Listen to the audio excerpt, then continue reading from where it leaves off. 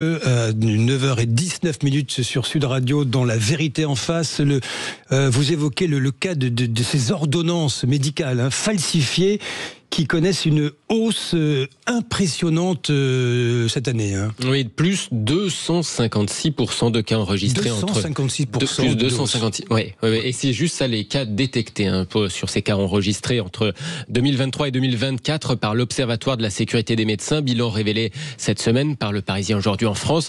C'est des gens qui photocopient plusieurs fois une ordonnance pour l'utiliser plusieurs fois, ou alors qui vont réutiliser l'entête d'une vieille ordonnance pour la trafiquer, la photoshopper pour se prescrire autre chose. C'est même arrivé qu'un praticien se fasse voler son carnet d'ordonnances vierges. D'autres en rédigent une de toutes pièces avec le nom d'un médecin existant. Ils évitent dans ces cas-là peut-être d'aller chez le pharmacien d'à côté, celui qui connaît les ordonnances du médecin en question. Alors Félix, le but c'est quand même parfois de, comment dit-on, s'auto-médicamenter, ce qui est quand même dangereux. Oui, c'est dangereux pour la santé. Le but, ça peut être aussi d'accéder à un médicament qu'on ne serait pas censé prendre. Ça peut être, dans d'autres cas, de reprendre donc plusieurs fois un médicament qui avait été prescrit pour une seule fois. Parfois même aussi, c'est, vous savez, les effets psychotropes, un peu comme de la drogue, ou pour les revendre, pour faire un trafic de médicaments. L'Ordre des médecins, en tout cas, dit avoir recensé 300 cas l'an dernier. Mais en vrai, notre invité qu'on va entendre dans un instant, le docteur Kierzek, estime que c'est beaucoup plus que ça. 300 cas, c'est juste certainement la partie immergée de l'iceberg.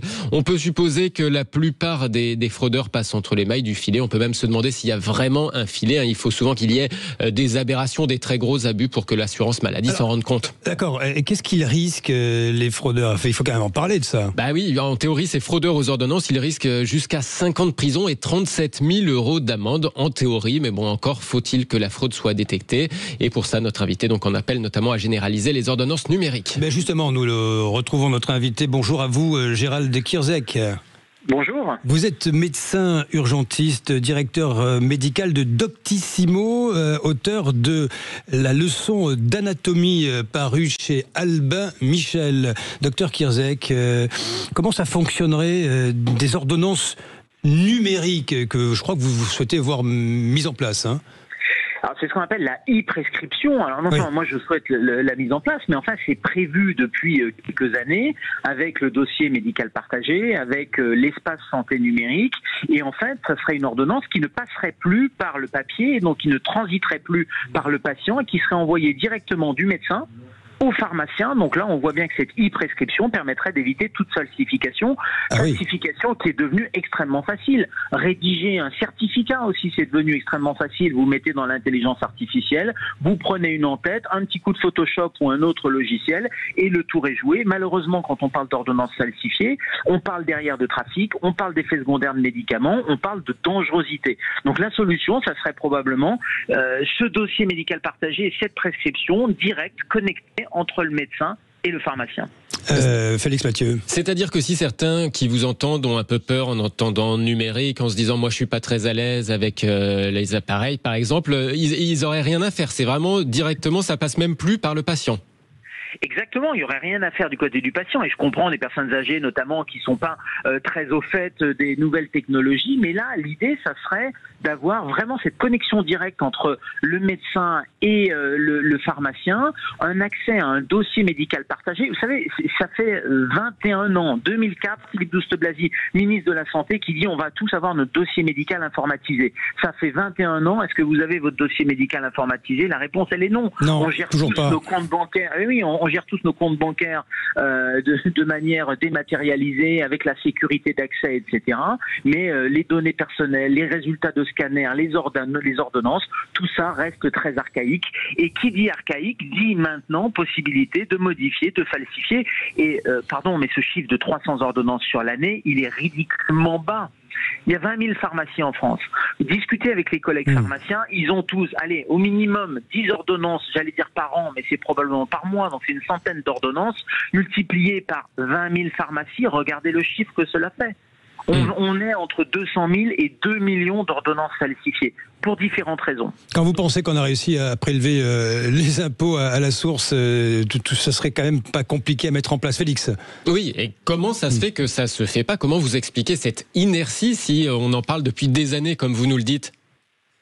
Il y a eu un problème au départ de peur d'avoir des données médicales qui pourraient être sur le fameux Big Brother, hein, sur l'espèce de nuage numérique, etc.